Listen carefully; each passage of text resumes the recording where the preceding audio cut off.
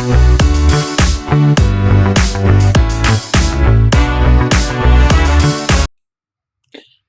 morning from beautiful Brisbane, Australia, and welcome to Healing from Complex PTSD.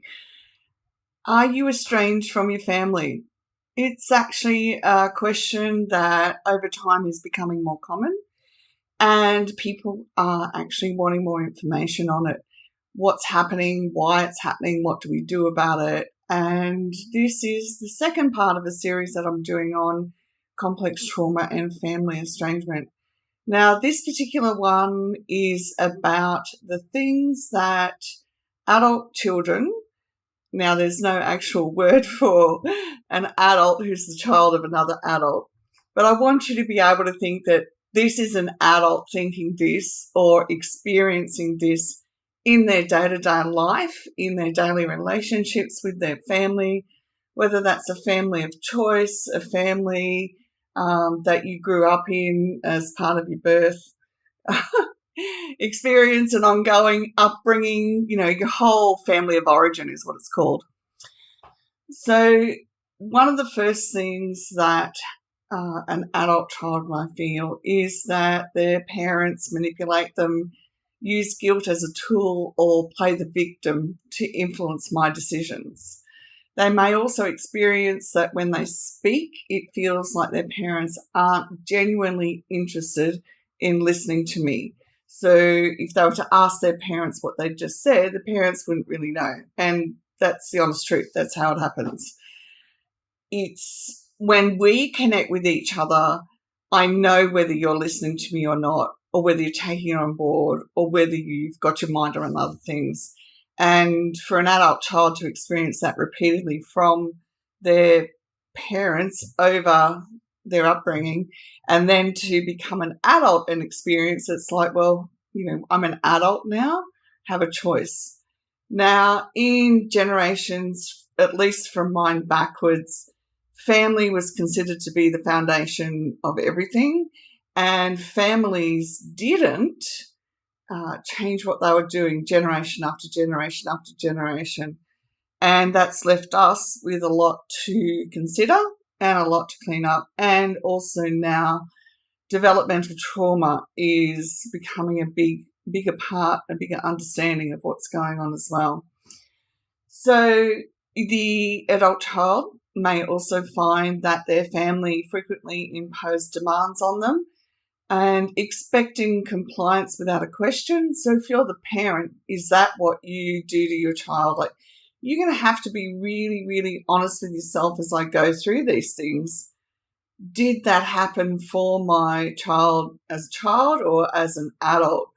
Do I do these things?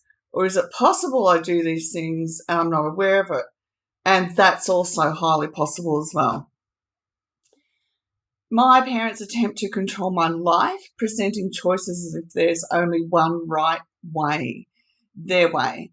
And certainly in complex trauma recovery, we actually have to learn that flexible thinking is so vital to have functional relationships, okay? And that's what I experience with my adult children, is that there's flexibility, so they are who they are. They get to make the choices for their life that they want to make. It's only my business if they let me know about it. If they don't let me know about it, or they're actually allowed to say, no, I don't want to talk about it, or I'm not ready to share, or whatever it is for them. And they know that they can say that and be honest with me because I'm not going to stress about it, okay? That's building a relationship with your children, especially in the teenage years, they grow up. It's helping them to understand how to make decisions and knowing that when you've done that, they're capable of making their own decisions. You may also find that your feelings and needs seem to be consistently disregarded by your parents. So if you're the parent, do you actually know what your adult child needs or what their feelings are in any given situation? Could you guess, or are you assuming you know? Like, have you actually had a genuine conversation with your adult child about what's happening for them? Okay. none of us get this right. None of us get this perfect, okay? But what's happened is when all of this is happening for multiple generations, and we're the adult child who stands up and says, no more, this has to change, then we do have to take time out in order to reorientate ourselves into life, into who we are, separate from what our family expects us to be as well. We also may find that our parents try emotional blackmail as a tactic, and they do it to get what they want instead of asking, do I want to participate in what they want? Okay, and being happy if I say no. Okay, so if your adult child says no to you, are you happy, or do you have a conversation with them, or do you expect them? Do you have that feeling in your gut that you should really do what I want you to do? I expect that that's how it should happen because that's how families run. Okay, you have to be willing to ask yourself these questions. And before we go forward as well, I want you always to remember this. Every single child in a family experiences that family differently.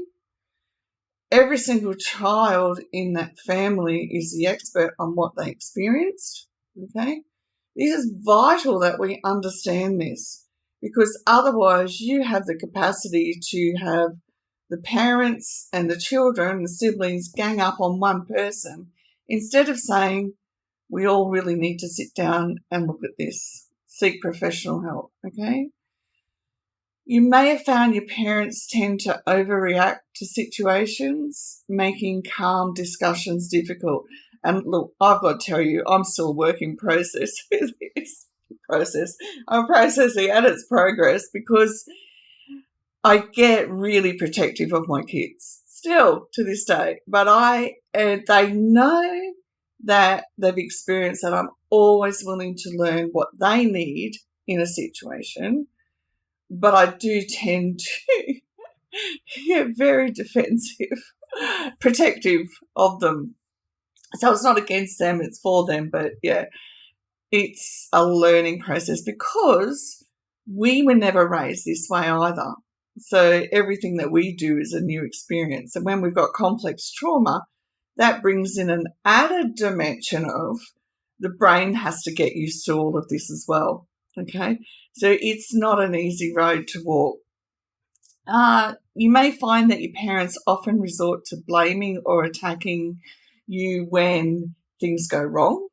Okay, sometimes we come out of our families with the belief or the sense that, why is it always my fault? It's always my fault, the family scapegoat. Okay. There's a sense of envy or competition from the parent's side, which feels undermining. And it may not just feel undermining, it may feel confusing too. Like, why would my parent want to compete with me? Like, for me, it just never made sense. Like my mum did things like, she says, oh, do you mind if I wear a white dress to your wedding? And at the time I was just like, well, no, I'm not going to stress because I'm not that kind of person.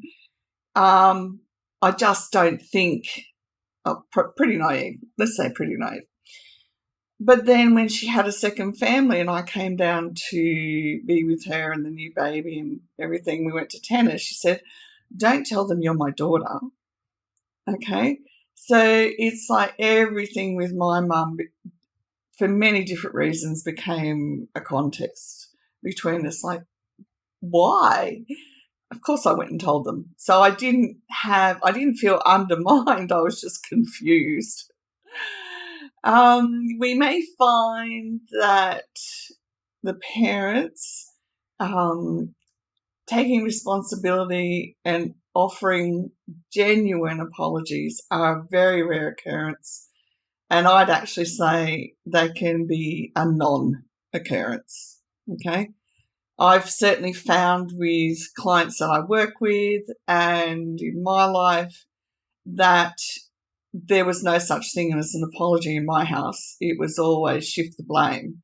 So if I wanted to, as a teenager, wanted to talk about emotional things and wanted to understand things, then I was the one with the problem, okay? It was never, oh, well, we really should talk about why the parents are angry at me because I don't understand what happened, okay? And it's very, very stressful when you're in that situation and you don't get answers, especially if the family motto is everything's running on non-verbal cues. It took me years to work out that that's how my family ran. Everything in my family was done non-verbally, and yeah. Once I worked it out, it was okay, but until I worked it out, it was very confusing. Okay, you may find as the adult child that your physical and emotional boundaries are frequently not respected by your parents, and you may find that in your entire family there are no boundaries, and what there are is just no boundaries. I was going to explain a whole different long way, and I went, at the end of the day, you may find there just are no boundaries. Nobody talks about it. Nobody says, well, nobody has an emotional conversation with you, and nobody says, well, this is who I am. This is what I can and can't do. What's your take on it? It just doesn't happen, okay? And you may find in your family of origin that criticism and comparisons are common, making you feel constantly judged and inadequate.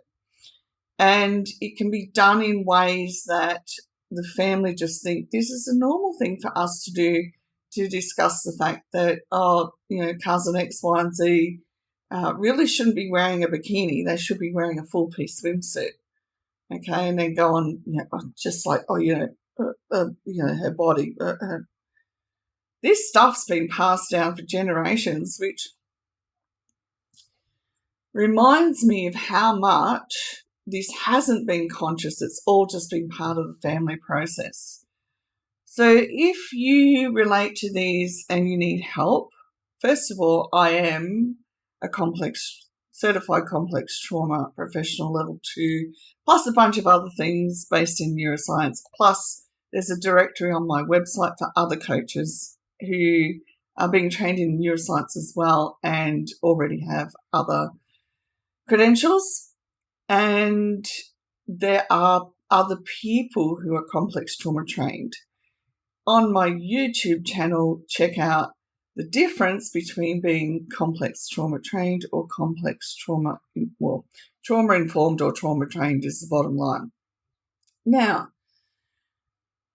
if you are a parent who you looked at this list and said, none of that's happening, then we're going to have another video for you so that you can begin to understand what you do and don't need to do and how you can approach things. We're also going to have another one where we identify what's happening in the parents' minds as well.